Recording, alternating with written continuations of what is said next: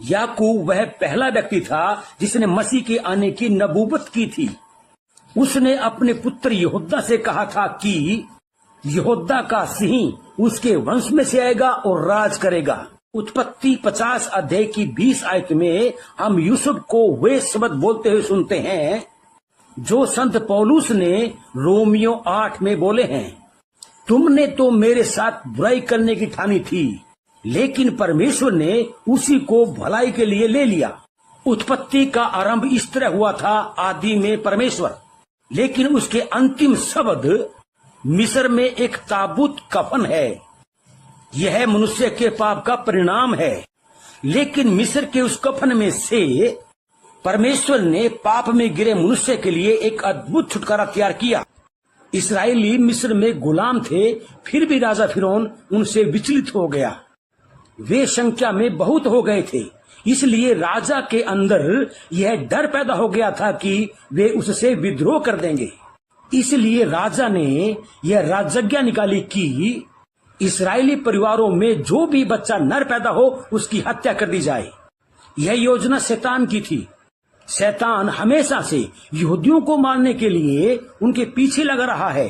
इसका एक ही कारण है, और वो यह है कि इस्राएली परमेश्वर के चुने हुए लोग हैं, उसकी निज प्रजा है। परमेश्वर हमें न सिर्फ शैतान की युक्तियों से बचाता है, बल्कि कभी कभी उससे बढ़कर भी करता है।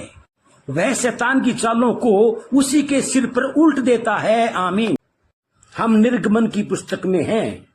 इसे इस्राएल राष्ट्र के जन्म की पुस्तक कह सकते हैं।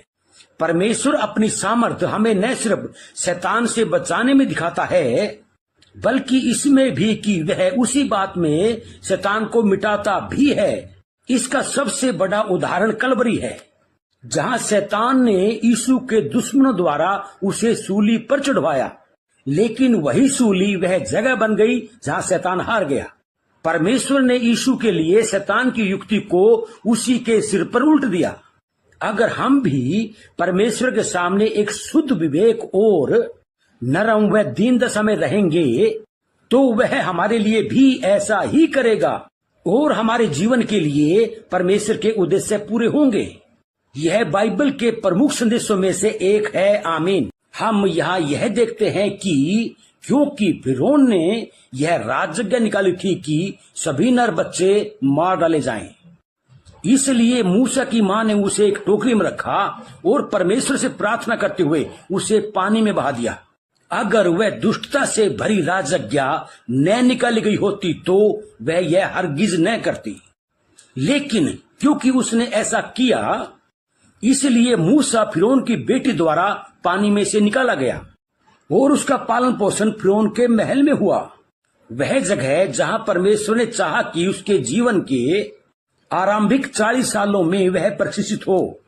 अगर फिरौन ने वह कानून न बनाया होता तो मूसा भी सिर्फ एक गुलाम की तरह ही पला पड़ा होता। यह समझे शैतान के कामों द्वारा परमेश्वर कैसे अपने उद्देश्य पूरे करता है। आमीन।